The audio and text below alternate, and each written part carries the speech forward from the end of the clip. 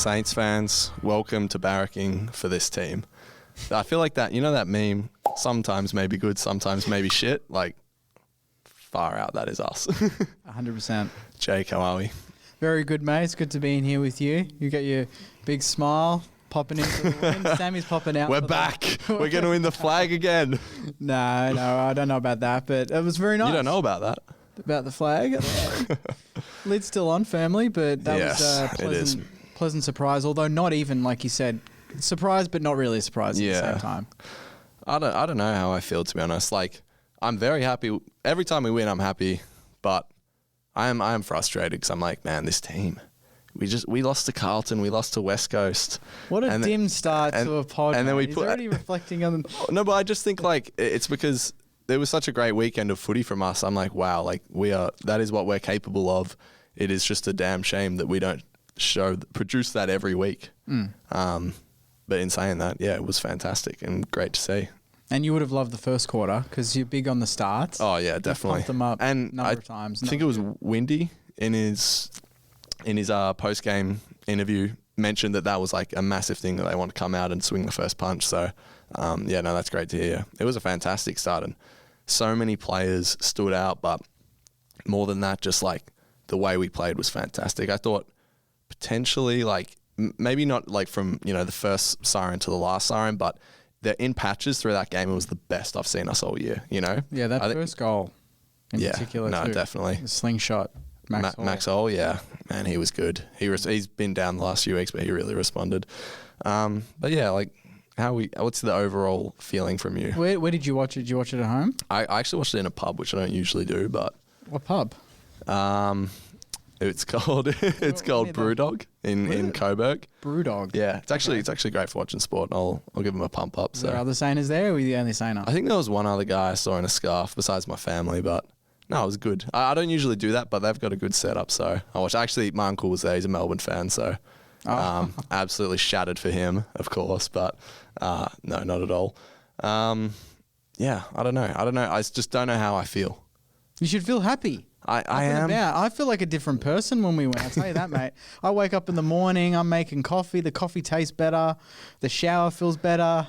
It's true. Patting my cat on the couch, he feels softer and cleaner. Everything feels better. And I see you and you're up and about. Well, you're not up and about. But no, I am. That was nice. And it was the brand of football. We've won the game and there hasn't been any sort of comments post-game of like, we had to make it a struggle. A lot of people thought maybe that's the way to get Melbourne, was to make sure that it was a dour affair and not let their sort of contested ball winners dominate us. Yeah. But apart from that, Windy did his job. Hammer down back jumped out to me as a standout. And Isaac Keeler. I mean, yes, that first quarter in particular. Oh, for sure. Bloody hell. Yeah. No, we'll talk about him. Just my final overriding thought on the game, I guess, is like from week to week, I came out and joked, we're going to win the flag, and obviously not. But I think my position on the team isn't really changing week to week, win, lose or draw. Because like I say, you said it yourself. Were you surprised by this? Not really. No. Was I surprised against West Coast? Not really. It just feels like who we are. That a part of that is just being a rebuilding side, whatever it is. But I feel like that's also just like St Kilda. And I mean, my uncle was telling me, Melbourne fan, every side has this, obviously they came out and lost, the first 5 or something. But yeah. It does feel like it's a reoccurring thing with us where we manage to lose the easiest of games and then we'll pluck one out of nowhere. Not that this is one out of nowhere, but, we did beat Geelong this year. But, overall, my position hasn't really changed much on the team. I'm just like, our best, it can challenge absolutely anybody, and our worst is dreadful. So finding some consistency at what our best is going to be when we take the jump to, pushing for finals and eventually top 4 in a few years. So, and this game just epitomized that. I was like, of course we come out and win this 2 weeks after losing to West Coast. Of course we do. That's what we do. I think, but it goes to show that patience, even with Keeler in a way. A lot of people questioning his form early in the season, and he's a different player already 3-4 games extra in his career. Yep. That's the difference in, giving them their first 3 or 4 games and then giving them those additional 5 or 6 games for the year. And they're different players. Collard from like this year to last year, different Huge. player. Even Trevalier's goal, that was so class. Yep. The composure. Melbourne were missing all those goals all day.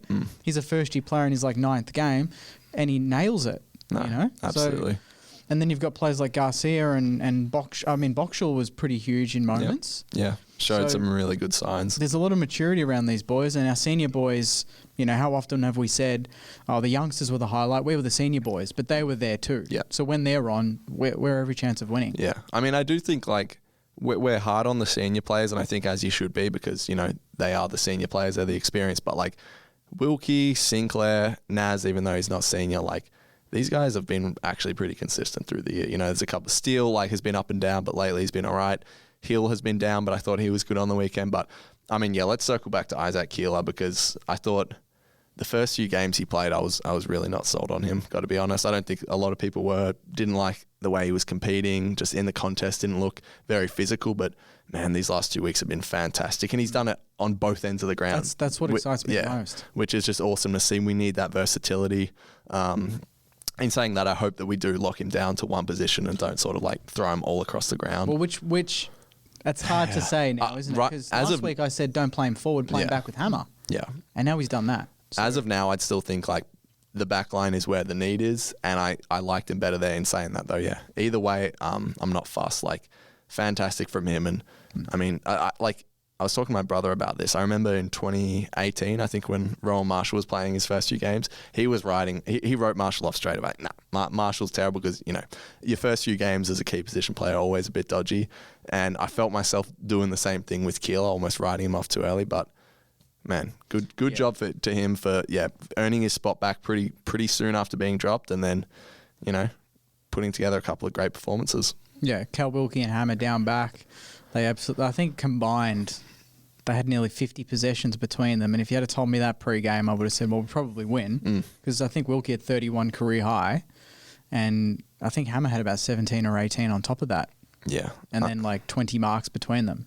Huge. I mean, Hammer down back, we were all calling for it like in the preseason. And then he starts forward and, it was looking a bit dodgy there. But ever since he's sort of found that spot for himself and made it his own, we've looked a different side at times because of it, because we really need that, especially with obviously Battle's gone, Howard being out as well has killed us throughout the year. And Hammer, finding some comfort in that position has been fantastic for us. And I mean, what more can you say about Cal Wilkie? Like he's just... he just is Callum Wilkie. Yeah, well, we'll talk about him a little bit later because we know what he got this morning. Dan Butler. Yeah, he's First back. game back, 4 goals. I mean, wow. That was 2020 Butler. It did feel, and there was one passage where he got the ball toward the middle of the ground and took a bounce, and I could just picture BT in my head going, Butler. Danger. Yeah. No, definitely shades of 2020 Butler. With him and Higo, it's just always been about consistently. Can you consistently string these performances together? I hope he can. He's in the leadership group now. The leader Dan Butler. So, did we all forget a little bit of how clinical he can be because he's been out for a little while? Because I reckon I can put my hand up and say, I thought maybe he wasn't in our best 23, but when he's playing like that and finding himself in such great positions around goal, you're like, that's a player that's been around for a while. That's the experience that Collard maybe doesn't have just yet, Yeah. I mean, I think generally everyone knows Butler's best is really good. Yeah. All-Australian level. He should have been All-Australian in 2020. But, if he can consistently perform like this, him and Higo are going to be a great 1-2 punch in our forward line.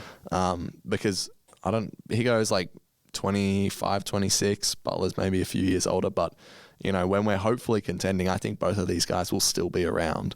So, yeah, I hope he can just keep this up, really. And, you just want to see that forward line with King, with Butler, with Higgins, with Sharman all fully firing. Yeah. I mean, that sounds pretty good to me. And if I would, Owens and Sharman battled all day, but we kicked 90-odd points and they weren't really the main focus almost, Yeah. Sharman had about 3 or 4 attempts of taking speckies, taking mark of the year. There was one that he got so close to. Yeah. He's going to pull down an absolute screamer. He can't be teasing us yeah. every single week with these attempts. Like, mate, you gotta take one down, all right? Is it a car they give away now, or is it something different? Oh no, some years it's crap. It's like Weet-Bix or Weet-Bix. Oh, they nicked that Nui one year. Is it a 6-pack or is it a one year supply? How shit is that? You win Mark of the Year. The guy the year before gets a car, and then you get Weet-Bix for a year. Nah, you deserve more than that. Yeah, surely.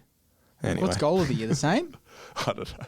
I just remember Nick Nui telling a story about how the guy the year before him got a car and then he got Weet-Bix. Sorry, goal of the year, they get rice bubbles, a year supply of rice bubbles. My bad. Well, anyway, back to the game. I mean, Marcus Windhager, I think there's a lot to say about this performance from him. First of all, great job shutting down Cozzy Pickett. But, like, my thing with him is, I thought about it today on the train, like, Jack Steele, he was a tagger for 2 or 3 years, and when he was tagging, he was still a really good player for us but it's just that's where the game started for him. Like, okay, it starts with I'm going to shut down, Patrick Cripps or whoever it is, and then I'm going to go win my own ball and the game will just come to me from there. And then Brett Rand comes along, pulls the chain off him after a few years of that, and he's a 2-time All-Australian. Not saying Windy is going to have the exact same trajectory as him, but it's okay to start that way for a young midfielder who's trying to learn. Everyone has their own ways of developing. And I think this might be, for him, like just the way where it's not even like, we're just reducing him to a tagger. It's like, no, that's just where the game starts for him. And then he'll go from there. And that's what he did yesterday, and it was fantastic. And that's what I've criticised, is that he's stuck to that, but he's almost stuck to being the tagger too much and not run off them when we've had the moments. But yesterday he had that perfect balance of stopping the guy he was on, his opponent. Really frustrating him as well. Yeah, and not just like stopping him hurts Melbourne. Doesn't necessarily benefit us until he gets going and then goes the other way and hurts them. Almost, I said it in my video before, but it almost makes Melbourne think, geez, we almost need to tag the tagger because he's getting off the chain a little bit. Some of his plays were brilliant. His kick to Owens inside 50 was beautiful. Yeah, I loved his game, and I'm really comfortable with him in this role. I want him to be, like, I'm going to do a video tomorrow about who is in our best 23, and he's definitely going to be in there. I want him in there for the future. I think he's going to be a huge part of our midfield. But it's fine for him to learn and grow this way. I have no issues with that. Sticking with the midfield, though, Hunter Clark. Yeah, I was going to say my boy. Yeah. So, man, I hate that people write him off so quickly. I mean, do we forget the bad luck this guy's had with injury? And it's not like some players you can go, maybe they're not preparing right. It's soft tissue here and there. But, I mean, he's had some freak injuries. Like, remember up in Cairns a few years ago? Like, whatever it's been. So, I think, and I saw a stat, I don't know if you saw this, about, like, each team's barometer. One of the pages was posting this, and he was ours. Like, when he's in our team, we have, like, a much higher win percentage or something like that. I agree with that. I think some of our best wins have... And he's not always getting the 25. I don't think he's ever really gotten 30 possessions in a game, has he? No, I mean, maybe once or twice, but he's never been the player that he accumulates. He has maybe 5 or 10 possessions that are like key moments in a game where he'll spin out of a tackle.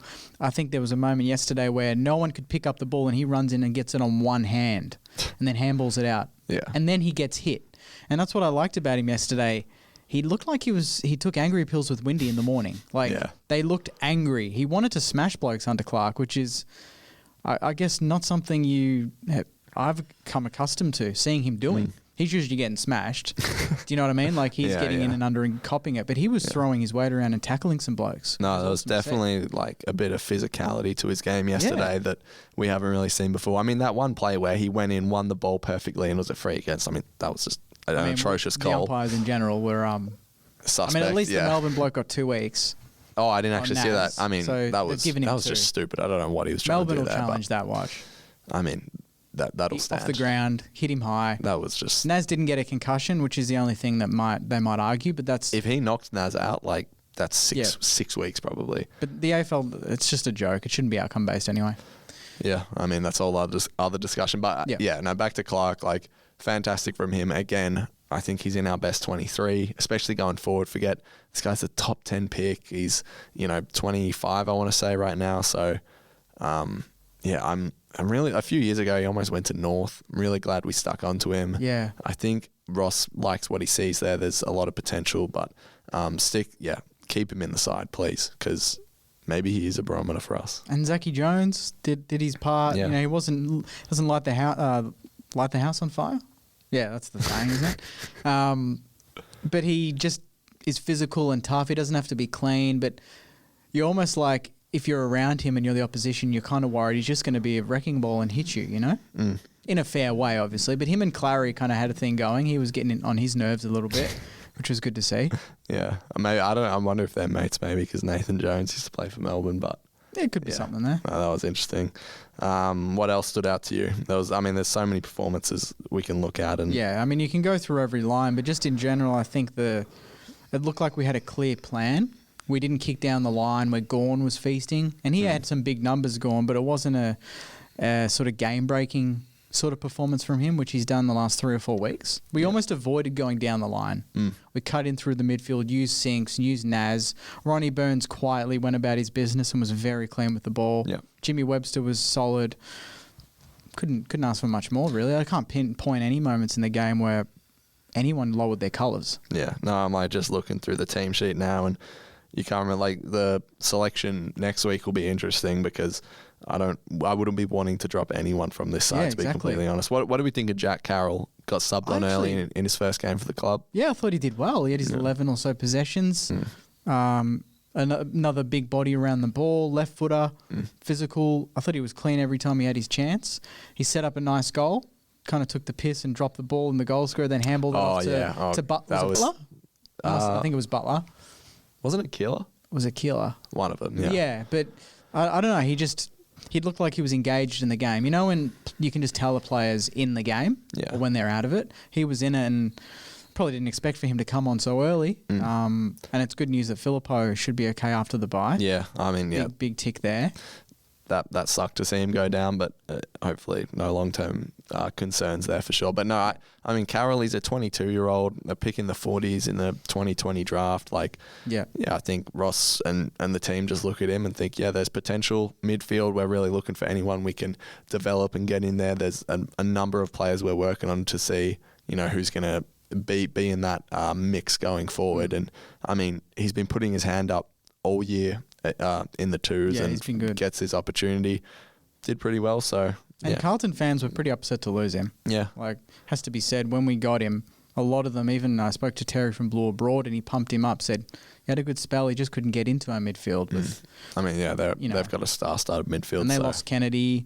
They got rid of Kennedy as well as him. Yeah. And obviously they've got Jagger Smith to come back, so they've done well there. But when an opposition supporter says, he'll be all right, you kind of... No, for sure.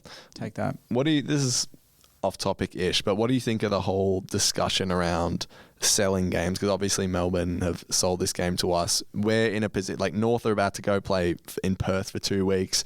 We're obviously a club that's in debt, but when we did our footy review like a year or two ago when we brought Ross in, we said we're no longer going to be selling games, whether it's to go play in China or New Zealand or Cairns, which, what are your thoughts on that? I mean, we never really won any of those games, first of all. So, yes, we made some money, but also it is a football league, and I agree with that. First and foremost is success on field. I don't know. I'm kind of sick of I'm kind of over every time we have a win or whatever. There's always this subtext to the game, and I kind of wish we could just focus on the game and not something Ross said literally, 3 months ago, before the season even started. They're bringing it up now and making it relevant. I mean, it is interesting because Melbourne have lost their last 3 that they've sold a game. Because for me, I just look at it and I just think, well, no matter what phase of development in your clubs, whether you're going to come last or first, I just don't think you should be ready to let go of 4 points so easily. If this game's at the G, that game would have been at the G, right? Well, assume they have Melbourne home game, of course. Yeah, there was no games in Melbourne apart from Friday night. I think what was Friday night? Collingwood Hawthorn. Yeah, that was the only game in Melbourne the whole round. So we would have been at the MCG. So do they think they would have won at the G? Yeah, I don't know. All it made me think about was I'm glad we're not doing that. Obviously, it's great for the Alice Springs community. That side of it is fantastic. But from a football point of view, it's like you have 11 home games a year or 12, however many it is this year.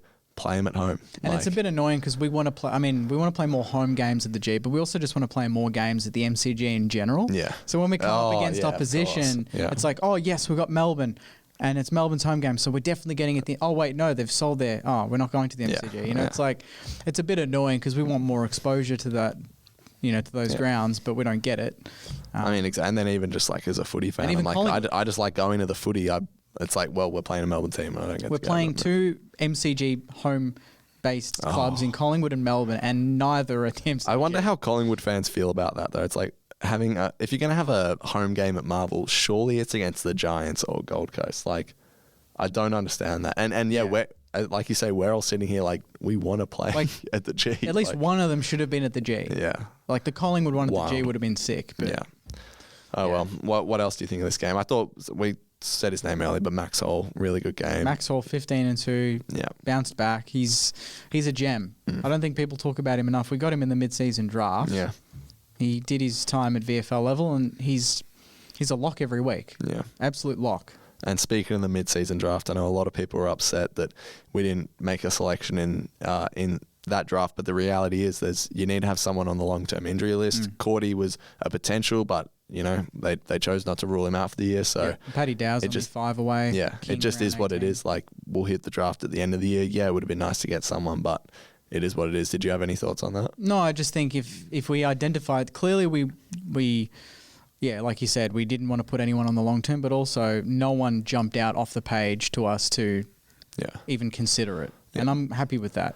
Well, it's like we're in desperate need for a keep back right now with Howard going down, Battle leaving, but Cordy is a key back. Whether you love that or not, that is what he is. And when he returns in 6-7 weeks, like he may play because of that reason in itself. So, and it also kind of, I don't know, it's almost a vote of confidence for the players that are there. Like Hammer, mate, we're not getting another defender in just because we can. Yeah, you're going to play there until Cordy's ready, or you'll just play there and you'll cement your spot. And I think that's just as a youngster in a new position, I'd be like, fuck yeah, this is great. No, and I mean, I'm not sure what we're going to do with Cordy after this year, but say we're in a position where it's like, well, we're just going to need the depth. I'm not sure how he's going to feel about getting back on the list after we've relegated him to the injury list for the whole year, even though he was ready to come back. So that's a problem I guess we'll have when everyone's fit. For sure. Anything else from the game? I feel like there's a lot to say. I mean, Melbourne missed their chances. Like, we can't ignore that. But I like that a lot of them were in game and we pressured a lot of the kicks. They didn't have a lot of time on their hands when they took their shots. And I think that's something that, if you didn't watch the game and you saw they kicked 21 points, you'd think, oh, they should have won on another day. Yeah. But if you watch the game and you watch the amount of pressure we put on them all over the ground for pretty much 4 quarters, no wonder they shanked a few. Yeah. I mean, They missed a couple high percentage shots, but a lot of them were low percentage shots that were 50, under pressure on the run from difficult angles. 6 were rushed. People that doesn't come into play. Yeah. So. And how many times have we been on the other end of that? You know that's what I mean? So. That's it. It's like, okay, even as someone commented on the YouTube video earlier today, Melbourne should have won, this and that. I'm like, so. When we lose last week, flip it. Saints should have won. We won 6 in the third quarter. Right. No one talks about that. So, I mean, you got to win because you're the better team in some aspect, whether it's around the ground or in front of goal. And guess what? We were efficient in front of goal. And that wins you games. Exactly. If that's a grand final, what are you going to say? Yeah. Well, also, scoreboard pressure is a thing, Yeah, and we put it on. Exactly. Every kick had more weight for Melbourne because they knew they were 20 down, 30 down. And the game was getting away. The only player that really lifted in that part was Petrarca. He kicked a few nice goals and the rest of them didn't. Yeah. So I'll take it. Yeah, no, it's Thanks, Debrief. They're great guys there. No, like I say, there's a part of me that's frustrated. Well, first of all, it's good to win going into a bye. Sucks to lose, sit on that for 2 weeks, but good to win going into a bye. Yeah. But I guess I just think as fans, it's every week we win, it can't be, we're back, we're going to win the flag. And then every week we lose, we suck. We're the worst team ever. Yeah. There's got to be some sort of balance. Losing to West Coast, rough. Don't get me wrong. But it's even then I was just I just think this is who we are. It's super frustrating. But that's just the roller coaster ride that this team is going to take. You've said it for a long time. Improvement is not linear. Yeah, exactly. It's going to be ebbs and flows. It's going to be up and down. That's just the way it is. Yeah. But this week we get to enjoy it. Yeah. That's the beauty of it. I'll be the first to tell you how frustrating that process is. Everyone is going through it right now, that yeah, like I still can't get over the fact that we lost to West Coast. But get over it, mate. It's 2 weeks ago. Yeah, I know, but Geelong nearly lost to them. I mean, they won comfortably in the end, but they challenged them. Yeah. And for 2.5 quarters, they challenged Adelaide after they played us. They're improving too. No. The competition, It's true. Teams improve. Yeah. Teams decline. That's just the way it is. No, definitely. Well, yeah, we'll see. We'll see how we go. But if we can just consistently play that way for even half the game, whatever it is, we'll have a strong run home. Take a few scalps, and 100%. If you're a dreamer out there, who knows what can happen. But the good thing going to the footy as a Saints fan is, yeah, sure, we could dish up a West Coast or a Carlton performance, but you never know. We could also dish up a Melbourne or a Geelong performance. Like, it's frustrating, but that's also, I guess, a bit of fun in a way. You know what I mean? Like, we can go into I go into every game thinking, yeah, there's an honest chance we can win this game because our best is fantastic. And I think this week just proves that. And, the West Coast week proves the opposite, that our worst is terrible. And I know that's really oversimplifying sort of a complicated issue, but I just think that's how it is for us. Yeah, that's a fan's perspective. And then internally, they know that's not good enough, but they also know that they're building towards something greater. It's not about beating West Coast.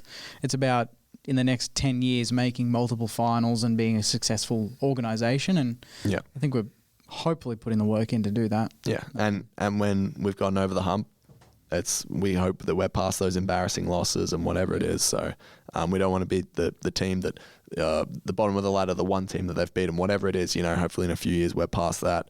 But we're all building. Yeah, we're building right now. So let's get into Mosh Man of the Match. Yes, who is it? We know who it is. It's Cal Wilkie, first one of the year, first defender to win it for us this year, I believe. So good. Not including Nats as a defender. He's not really a defender. He's a he's a halfback flanker that loves to attack. But Wilkie, 31 disposals, career high, 15 marks. He played every second of the game. Only another player did that out of both teams, and that was Anthony Caminiti. So our two key talls down back played every single second.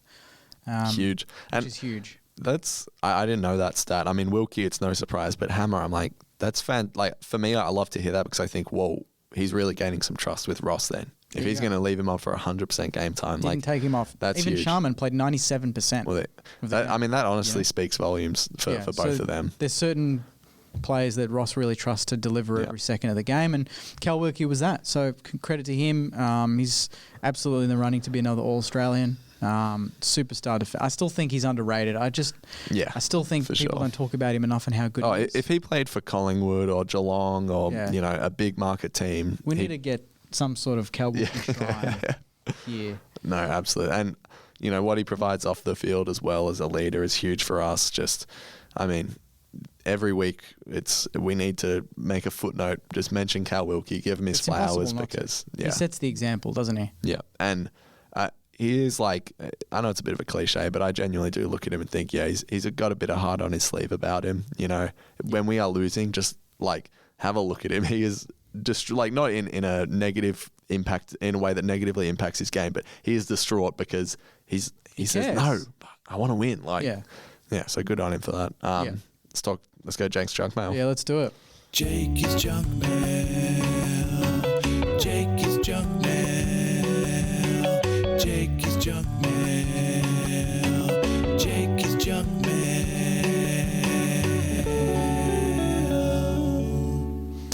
All righty, let's do this. This is from Justin. Can we chat about Max King? Any updates, potential to return this season, impact it's having on how we play, what we need to bring in player-wise to complement Max? It's a good couple of questions. I mean, first of all, I know the whole discussion around, we play better without Max. I just think that's ludicrous. We've been crying out for a key forward of any kind this year. For it to be Max King would be huge. In terms of an update, Ross said in a recent press conference, something along the lines of they don't want to put pressure on a time frame for him because it's just whatever's going on with the knee is a bit complicated and they want to make sure it's sorted out. But he did go round 18, 19, 20. I don't know if that's where they're aiming for, but they're definitely pretty certain that he's going to play again this year. So, I mean, people might have the opinion, I'll just put him on ice for the rest of the year. What do you think of that? No, I want to see how we play with him in the last 3 or 4 weeks. Yeah, no, 100%. I want to get him out there. If he's fit, play him. Yeah, exactly. This one is from Tim.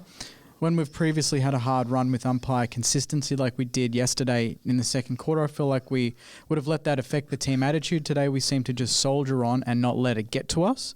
Have we found the Zen solution to this ongoing umpiring issue? That's a great point because, I mean, I was losing it watching it, but they didn't lose their cool. Not once. Yeah. We didn't give away a 50, I don't think, did we? Yeah. Oh, no, but Hunter Clark was probably a little bit close after they gave his Couldn't be any away. closer than Cozzy just leaving the ball on the ground. Oh, like my that. God. Yeah, talk about not giving away 50s. That was outrageous. But it's true. That was a really mature performance from everyone. 'Cause Yeah. you could easily have let that overwhelm you. Yeah. No, it's one of those things, like, as a fan, you sort of look at it like, I almost want them to be frustrated just to know that, like, they're feeling it the same way we all are as fans. But at the end of the day, it's like, that's not getting you anywhere. What's best for the team, the outcome for the team is to just, keep you cool and just play to the whistle, which, I mean, they teach you that in under 10s, but AFL players still struggle with it. So They were locked in. Yeah. They were locked in. No, I agree. Yeah. Benny's asking, what's your gut feel on Nasiah staying at the club and what is his asking price in return? I'm glad someone asked because I want to talk about this, obviously. There was an article on AFL.com today Yeah. about, it was an interview with him and he said something along the lines of, I love the club, I love the coaches, I love Ross, and I want to be part of something special. That's no guarantee that he's going to say, but it's promising. I like that he says that. We've heard, like last year, I don't think you were going to hear something like that out of a battle, which maybe indicated where that was all going. But it was my gut feel is he stays. What's the question though about the asking price? What's his asking price in return? So I assume if he does go. Yeah. Oh, well, you What talked would be about asked? this on I in said your it would video. be like multiple firsts and a player. If it's Port, it's multiple first and it's Butters. Yeah. I mean, And Bergman almost. It's like, he's getting to Bergman's a that free point. agent, I'm pretty sure. oh, true. So then it'd be Butters. Yeah. Yeah, when I think about the potential of him leaving, I mean, the draft is super compromised, which, it's a whole other discussion with the Nepo babies, whatever it is. But, like 2 high-end draft picks this year might not be as good as it looks. So getting Butters in return feels like the only thing that makes it worthwhile. But in saying that, I don't think that would happen. So Yeah. it's like, we'll get something good in return, but just make sure we're doing everything we can to make sure to get him to stay, essentially. I think he'll sign a 2-year deal. That's what I think. I think he'll sign 2 years. He's not going to write off his whole career at St Kilda yet. He's not going to sign a 7-8 year deal. I think he's going to be smart and sign 2 years, get good money, and then at the end of the 2 years, put pressure on. That'll be pressure on us to then be at that point where we're about to tip over and be a pretty good football team. Yeah. I think if I were him, that's what I would do. Yeah. Personally. Well, if it's 2-3 years, whatever gets him through to free agency, That's what if he'll I do. was him, I would do that Yeah. because and I can't blame him, No. But the club obviously should be putting forward a multitude of deals, like if he wants to stay in the short term, long term, whatever it is, that is going to make him satisfied to stay. Just make it happen. Like the talent like this just doesn't come around every day. So Some of the kicks he was biting off yesterday were unbelievable. unreal. Robbo's asking, who does McRae replace in the midfield when he's fit after the bye? Yeah. Probably Zach I mean, Jones. Yeah. Yeah, probably Zach Jones, I'd say. Yeah. I mean, I'd hate to see like a Boxall or a Travalia come out for McRae. Because Jones can kind of become the sub at that point or Yeah. play wing. Yeah. I mean, it's just going to be one of those things, who's performing at the time. I think Jones makes sense, but Ross is, the selection integrity, people disagree with this, but I think it's been pretty good. Like, if you're out of form, you're usually getting dropped. So, yeah. This one is from David, more a stat, which is interesting. We're the only team who has played 7 of the current top 9 on the ladder, and we're at 2 wins, 5 losses in that stretch. Not fielding anywhere near our best 23 in any of those games, and have played a lot of new players, some of whom will only ever be list fillers. Given this draw and the players available, Line has done well. Contrast Essendon, who sit above us, have only played 5 games against the top 9 and have lost all of them. Producer's not very happy about that. You got something to say about that? No. Wait till we play them, then we'll see who has the last laugh. But we have had a bit of a stiff draw, and it doesn't get easier after the bye. We've got the Dogs, we've got the Pies, and we've got Freo away. Yeah. I mean, although that's three we of the play hardest. we play a lot of games in Melbourne. But I mean, those 3 after the bye, you couldn't get much tougher and more informed teams. It's true. Collingwood, Dogs, and Freo away. Bloody Yikes. hell. Bring it on, though. Yeah, no, bring it on. I mean, yeah. Oh, it's a... We have the 6th hardest draw after the bye. That's just the way it is. Like, what I'm thinking about now is, like, you do have to, like, you know, we've had bad losses, obviously, but you do have to applaud the team for... I mean, yeah, you look at some of the players we're playing, you know, the Boxshuls, the Keelers, Garcias, like first, second year players, and we have competed against some really good sides, obviously Absolutely. not so much against others, but I mean, well, while we're on that question then, we're halfway through the season, we're up to the bye. Just if you had to do pass or fail, 5 and 7 at this point of the year, what are you saying? I don't know. Is it I know it's not as black and white in that, but if you had to say we've passed or failed at this point... I mean, I dare say if we had not have lost to West Coast and we were 6 and 6, I'd be absolutely stoked. Like, I'd be stoked. Yep, same. Right now, I'm just like, I guess to me, maybe it is still a little bit of a pass. Just. Yeah, marginally, because we beat Melbourne, Port, Geelong. And we rolled Richmond, which is something Richmond we in a really don't impressive ordinarily way. do. Yeah. So the Carlton one I can live with, but the follow-up with the West Coast, I can't. Yeah. But, I mean, imagine being 6 and 6 with the team that we've not even fielded anywhere near our best 23. I think the conversation about the future, like just that one win would make a big difference. But yeah, like I agree, it's just a pass, but like it's probably like a 5.5 out of 10, maybe just a 5 out of 10 so far on the year. Well, there's been some great moments, good signs, but then some deplorable losses which are hard to overlook. In terms of a win-loss, yeah, that's how you'd go. But if you got context and you see who we're fielding and the fact we haven't played our best team anywhere near it, our fullback, our best mid's been missing the last 2 weeks, and then you've got our full forward missing. I think that maybe bumps it up for some Santas. I reckon some Santas will be happy. Put in the comments anyway. Let us know. Pass or fail. Let's get into some special audio junk mails. So chuck on the headies. Oh, the headphones are going on. Yep. This is a podcast first. I know. Oh, wow, I can hear myself now. Well, we actually sound pretty good. Oh, there's a new one that came through. I haven't listened to it yet, so I don't know if I've... you got to play it now. I haven't vetted it yet, though. All right, let's go for it. This one is from, judging by his Gmail, which I'm not going to read out, I'm a bit worried about this one. 10 seconds. We can edit it if it's bad. Predict the best 22 for the end of the year, the players currently in the team that will go out, and the new players that will come in. Ooh, I mean, we could answer this now, but Ari's going to answer this probably tomorrow in a video, mate. Yeah. So. No, obviously, we got the bye this week, so the predicted 23, instead of being for next week, will be for who is our best 23. So we'll answer it then. But I'd say the only answer I'll give you now is that we haven't come close to fielding our best 23 this year. Which is exciting. Yeah. Very exciting considering the teams we've beaten. Let's go with Chad. Hey boys, my question for the pod is if you had $3 million to distribute out to our current playing group, how much and where would you be sending that $3 million to? Thanks, boys. I'd get it in cash in briefcases and knock on Naz's door and say, mate, what do you reckon? Well, he lives with Windy and Machito Actually, as well, I'd have to take him out to dinner yeah. separately so they don't see it. Yeah, okay. What would you $3 do? million to distribute. I don't entirely understand They're saying like $3 million is the salary cap. Who are we keeping? Who are we getting rid of? Or Yeah, I suppose so. I guess I would probably offer Naz 1.6. so more than half the salary cap. Yeah, I mean That's just for his right foot, specifically just for his right foot. In terms of like who is the highest priorities for us, like you got Philippou, Naz, probably even Darcy Wilson, Max King, Callum Wilkie, Jack Sinclair, even though he's on the older side. That's just off the top of my head. I mean, there's plenty others. You probably want to put Travalia and Taru in there just because they're. But I guess they're all signed already. So like in terms of out of contract players, Naz would get a fair bit of it. Oh, I mean, Windy would get a bit of it. Yep. Philippou would get a bit of it. Yep. But even then, like, I don't think, like, and then you just put the rest, tuck it aside under the pillow for the tooth fairy and whatever players you want to throw at Bergman. Yeah. You know? We'll see. Yeah. Let's go with Ishii. Hey boys, just wanted to say, up the bloody Sainers. My name's Ishi, I live in Byron Bay. Been a lifelong Saints fan.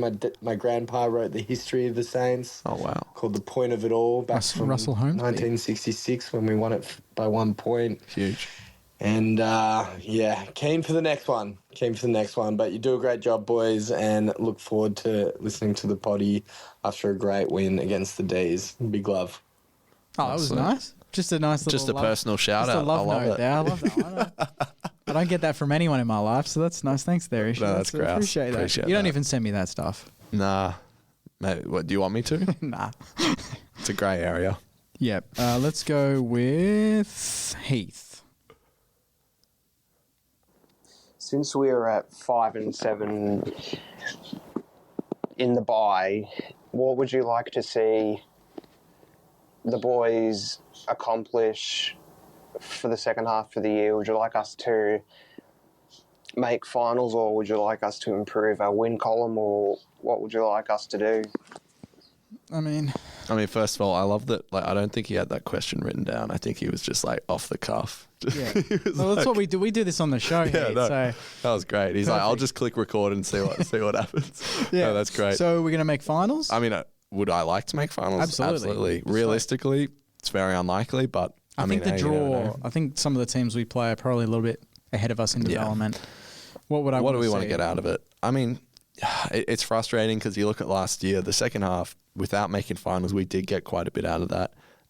We pushed ourselves down the draft order, that's for sure. But no, we got some great wins. Like had an important win against Geelong and Carlton. I think those are the sorts of wins you want to get to keep players like Naz and draw players like TDK. You know, I know people are probably sick of hearing that, but if I was a player, I wouldn't want to come to a club that's just a total rabble. No. You know, if I see glimpses of the future there, then I'm much more keen to get involved than they were borderline tanking at the end of the year. Doesn't seem like a great culture to get involved in. Yeah, I think that's what Heath was alluding to. Is even last year, like beating Carlton, so many people were upset that we beat Carlton because of our draft order changing. Whereas I'm like, I want us to go out every single week and win, or at least try to win. I mean, the players don't have a choice. We talk about hypotheticals as fans. Oh, should we win these games or not? As if they have the choice. No, that's just in our own head. That's just our own insecurities coming to fruition. You know, it's a one-way street, and it's win or get stuffed. Yeah. No player is out there thinking, "Oh, like should I scuff this kick so the club can get a better draft pick?" Like they prefer to look better themselves than get the club a better pick anyway. Yeah. So now exactly. Keep at it. Keep at it. Go into every game trying to win, and let's see what happens. Yeah, we've got lucky last here, Dingo. I think I'd say your first name, mate, but I actually don't know how to pronounce it, and I don't want to look silly. Fair enough. Being honest. G'day, mate. Firstly, thanks for your service. Very much appreciated with all your updates and reviews week to week. I've got a couple of questions just in regards to the back half of the season. Firstly, do you think that we've got a chance of making the finals? How many games do you think that we would need to win to get into the 8 by the end of the season? And what matches do you think we have a good chance of winning to reach the finals? And if by the end of the year, if we don't reach the finals, then where do you think the focus needs to be going into next year? Thanks again. Love your work. Beautiful. Thank you for your service. Yeah, sounds like you're part of the military or something. Snuck in 3 questions there, mate. Getting greedy. We've already answered the finals one, so we'll skip over that one. I think realistically, if we had to make finals, you probably need to win 9. We've won 9 5. more. Yeah. How many games we got left? We've got the bye, so we come back. Oh, actually, we might only have 10 games left. Yeah. So we'd have to win 8 of the 10, I reckon. Geez. And I don't think that's going to happen. No, I just Putting don't. it that way. Yikes. Not because we're not. Well, because we haven't shown consistency. Yeah. So no, exactly right. That's as simple as that. And then the off season, what do we want to see? Ari. There's 11 games left, just by the way. Yeah, thanks. I I don't know. What I want to see in the off-season, well, I mean, like we said, realistically, we're not going to make finals as much as we'd like to. Oh. I mean, I want to see us secure 3 free agents by the name of Tom De Koning, Lee Collier, Miles Bergman. I want to see Naz re-sign before the off-season even begins. And I want to see us have another crack at the draft and not trade any draft picks unless it's like an absolute necessity, like to bring a great young player on board. Don't trade draft picks. You know, I love Brad Hill, but trading our 2 first rounders, the first rounder we had that year and the one next year, like long term, that was a sugar hit. That was not a good long term plan. So hold on to our draft picks and like stick the course, because like I say, I think that first year Ross was coaching us, it was definitely the year of exploration. And from there, he realized what path he had to set us on. He set us on that path. Whether we succeed in that or not, I just want to see us try and execute that. Let's have a plan and try and execute it. And if we fail, oh well. But I'd prefer that than just, taking sugar hits every couple of years. Yeah, and I'm pretty confident we're past that. Yeah. But like, are you confident that we're on the right path? Yes. Yeah. And I've not questioned that. yeah, exactly. Just like, we I can lose. question our endeavours sometimes on weekends, but as a plan for the future, I've got no problems. Exactly. Like, Carlton, West Coast, terrible losses, but I wasn't sitting there going, we got to change everything, blow it up. No. It's like, no, I still like the vision and I still want to proceed with that. We'll look like a very different team next year. I can feel it in a good way. God, I hope so. Just to pump up the Saners, Yeah. get excited. Also, I could have taken these off after that message, but I thought I'd listen to your dulcet tones and there we go. That sounds better. Oh, God. Can't hear myself. That was Jake's junk mail. So thanks for everyone for sending in your questions and also your audio questions. That was great. That was great, though. Thank you to everyone. We should do that again. That was late notice at like 3 o'clock. I set that up, so we already got a few coming through. So we'll do it. Give you more time in the future, Saners, to do that. Let's make that a weekly thing. I like that segment. Yeah, it doesn't even have to be part of junk mail. Just get listener questions coming in. Sing a few tones. Jake's voicemail. Jake's voicemail. I like it. Yeah. Well, I was going to say let's preview the game, but no preview. No game. But we can talk about. Actually, there's no game. There's nothing. We could talk about. You said that with such conviction, as if there was like. I'm really good at convincing people. Yeah. But then I didn't have anything to convince you with. Yeah. What are you going to do over the bye? Are you going to watch much footy? Yeah, I think when the Saints are up and about, I'm like tuning in a bit more. Yeah. Like these last I'll watch 3 the dogs weeks to prep. Yeah, true. Yeah, I'll watch footy. I don't know what I'm going to do. What do you do with yourself when the Saints aren't playing? I'm making Saints TV content. That's what I'm doing. Oh man, yeah. No, that's it. I reckon it's a good vibe. Great vibes. Constantly talking. God, it's so good to go into a bye with the win. Like we needed it. Whether you're last or first, like you don't want to sit on a loss for a week. So it feels good. Which teams have lost before the bye this year? Oh jeez. That'd have to be a research job. Yeah. I mean, we're going to play the Pies post their bye. Yep. And we're going to play the Dogs after our bye. On the Thursday night too. So we'll be doing a Monday night show and then a Thursday night game. Right. Oh, God. Exciting. It's going to be a long time between drinks. That'll be next week. Recording the pod. With Sammy back in the house. Sammy had some work commitments, so he didn't make it, but he'll be back next week. Well, so will we. Until then, up the Saners. You got something inspirational to say? No, I mean... Close for the bye or... I'm just happy, man. I'm just happy we're going to win. Let's get some consistency now. Come on, look at the camera and just tell the Saners how you feel. I feel good. Go the Saints. Go the Saners. See you guys. Laters.